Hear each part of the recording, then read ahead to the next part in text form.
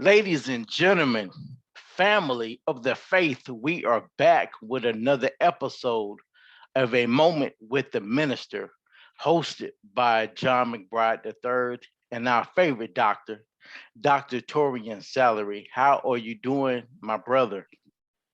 Doing well, man. As always, happy to be here. Thanks for having me, man. Ready to dissect the word a little bit more. Ooh, I love when you say that. Don't tease me. Don't tease me. Now, last week, you did a sermon, meaning this last Sunday, you did a sermon on three levels of love. And you came from Matthew chapter 22, verses 37 through 38. And you also mentioned Joshua chapter 22, verse 5. Well, I'm just going to read Matthew 22, 37 through 38. And it reads as following in the ESV version. And he said to them, "You shall love the Lord your God with all your heart, and with all your soul, and with all your mind." Verse 38. This is the great and first commandment. Brother, give us insight on this title and why this scripture text. Oh man, so it was of course just finished having Valentine's Day, celebrating love. And as I mentioned in the sermon, man, it's not necessarily a series this month, but ironically, all the messages have to do with love. And so I wanted to use this particular lesson to teach people that there are different levels of love, right? As the song says, there's levels to this. And so most people don't realize that. So I wanted to show people that there are three levels of love when it comes to your commitment to Christ. Now check this. I love God. I'm devoted to him and I'm dedicated to him. But yet, is it possible that I can still fall to the wayside, even though I'm showing all this devotion and all this dedication? Yeah. Unfortunately, man, it is. People grow up in the church, and you and I both know several people that grew up in church from as early as we can remember, and they're always at the church and they're always involved. And every time you walk in the church, they're there. And for some reason later on in life, man, they do what you said. They kind of fall by the wayside. And we never really quite understood why, right? Or how, rather, because we're like, man, this person has been in the church all their lives. How is it that they just, fell from grace, for lack of better words, so quickly? And so, yeah, you're right. I can love God. I'm devoted. I'm dedicated. I'm involved in the church. I'm active in the ministries. But later on in life, something can happen to where I just decide this is no longer what I want. And it's very interesting because I grew up with a lot of young men that I did prayer with, did scripture with, did communion with, and they fell by the wayside. And I missed them so much because we grew up in leadership homes. We were told what to do, how to do it, and trained by good men of the faith. And I'm not dropping any names, but I want you all to know that I miss you and I love you. And I hope and pray that God brings you back home to the fold so that he can use your experiences. Because even though you are away from the church, you're still being utilized some way, some shape, and some form in order for God to get the glory. And we tend to think at times when we are in our mom and dad's house, I'm only going because I'm obligated because I live under your roof. Yeah. And you mentioned that the lowest level of this thing is the obligation level. But please give us some insight on what is the obligation level pertaining to loving God. You mentioned 1 John 2, verse 5, which states, once again in the ESV, "But whoever keeps his word, in him truly the love of God is perfected. By this we may know that we are in him." Yeah. Give us insight, brother. Yeah, man. So the obligation level is, as you mentioned, the lowest level of love, and in fact, it is the obligation. We feel obligated to do so. Now, let me also stress this because I don't want people to misconstrue what I'm saying. although the obligation level may be the lowest level, it still is a good thing, right? Because you're still doing something, there's still action, there's still love there, but it's the way that you are giving your love that might be the problem. So in this obligation level, it talks about it being a level in your life where you feel obligated to doing something, right? So again, I'm going to obey his commands. I'm going to go to church. I'm going to love him. I'm going to, I'm going to do right. I'm not going to cuss. Why? Because I feel obligated to do so. Why? Because my mom told me that's what I'm supposed to do, right? Every Sunday I had the preacher tell me I'm supposed to do that. Or just simply because he's God. And I feel like, well, if he's God, I'm supposed to do the right thing. And so people on this level, again, still love God, but they're doing it because they perhaps may have been told to do so.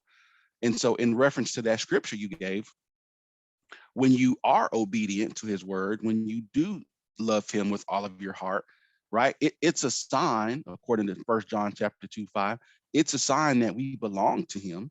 So if we have the desire to belong to Christ, we're going to do what we're supposed to do, but we might be doing it out of obligation, which also means there's really no motivation to keep doing it. That's where we fall into the situation where I attend church every single Sunday because mom tells me to, or I give my couple of dollars every Sunday because I think I'm supposed to. But later on in life, right, once I leave mom's house and mom is no longer there to say, Torian, get up for church, that's when I might begin to fall by the wayside because I was just doing stuff out of obligation. And once that need to do it out of obligation is no longer there, what's going to keep me from falling by the wayside? Most of the time when we become 18 or 19 and sometimes even 20, you get out of your mom and dad's house and you go to college and you find yourself going into a new area just to get away from your parents' house so that Mm-hmm. you can be, how they say, independent. Mm-hmm. And you get into a new place, an apartment, or get roommates, whatever the case may be, and you don't find any church home. Yeah. But your parents have taught you many different things, and you, being a child of them, are considered a new generation. Yeah. When we are obligated to serve God, can't a generation come to know, come to love, and come to respect God because of what they experience? Or does that seem to be insignificant when they move out the house? You know what? That's a yes and no type of answer, brother. And of course, we would hope that this generation can come to know God, long after they leave mom and dad's house, because we see it. Like you and I have done it, right? We're examples that it's possible. We no longer live with mom and dad, and we're still very much active in the Word and very active in the churches, our respective churches. However, on the flip side, some young folks don't do that, and as you mentioned, they leave mom and dad's house, go to college, and kind of fall off, and that's the unfortunate part. But here's where we can kind of create some change, right? Let me give you an example. I think I might have mentioned this at some point, maybe in the sermon.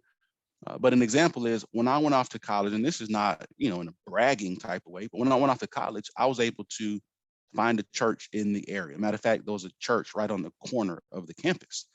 And so I attended that church and had a lot of homeboys that worked out with me, played football with me. We hung out together every day at school.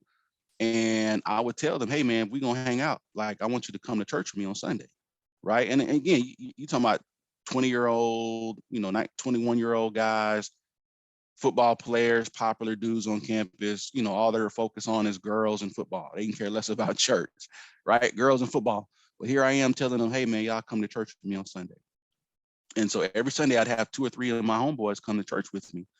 And so I don't know what their church life was like before college, but because I was still so committed and dedicated and devoted to God, I'm trying to influence others to do the same thing, even though mom and dad is not there to wake you up to make you go to church. So I think to answer that question is yes and no. A generation can become even closer to God once they leave, but there's also many who will inevitably fall by the wayside. I know my mom is going to get mad at me for this story, but it'll be okay. It's for the glory of God. Growing up in my mom and dad's household, my mom always used to love seeing me in suits.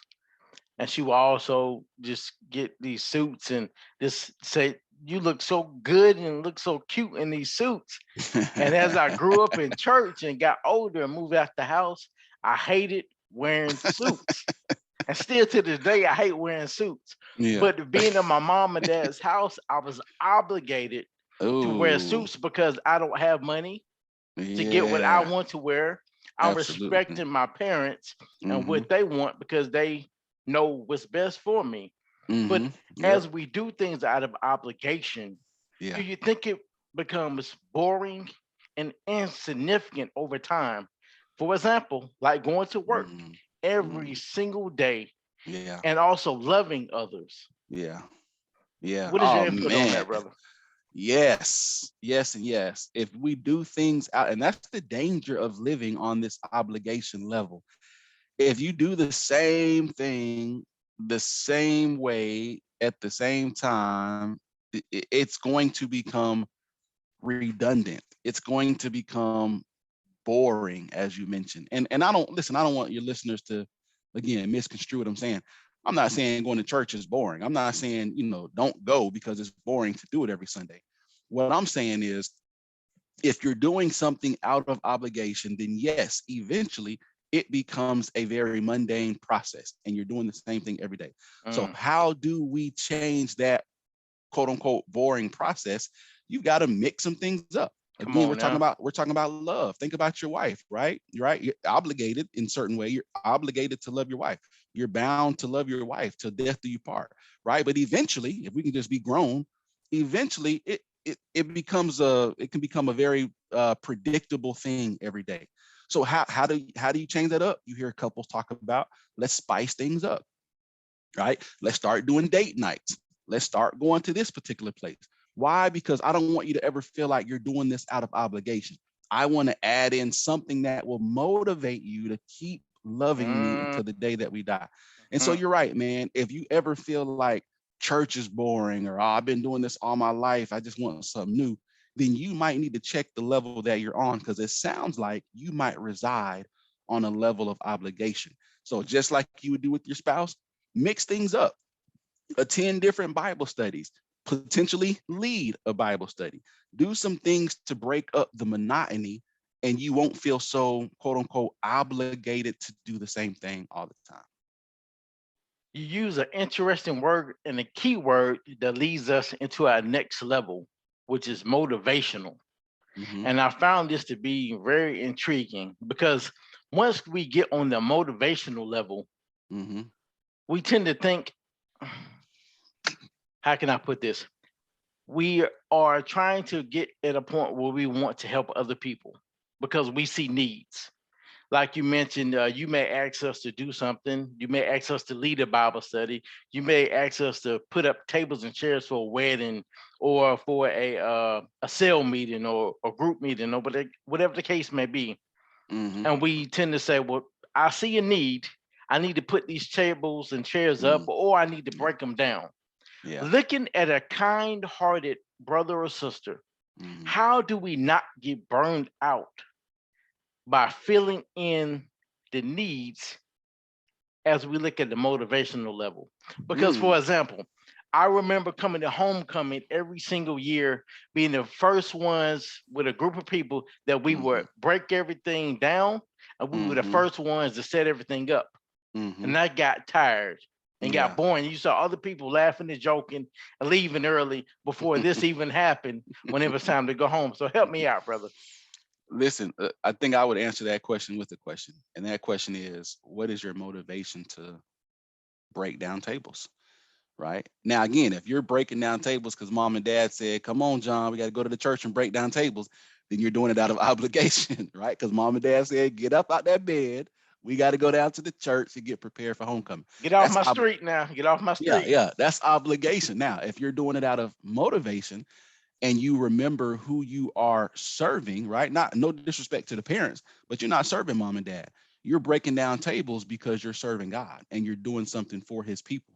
And once you make that shift in your mind of I'm tired of this, or it's a very, mundane process, or I do the same thing every year for homecoming. Once you make that mental shift to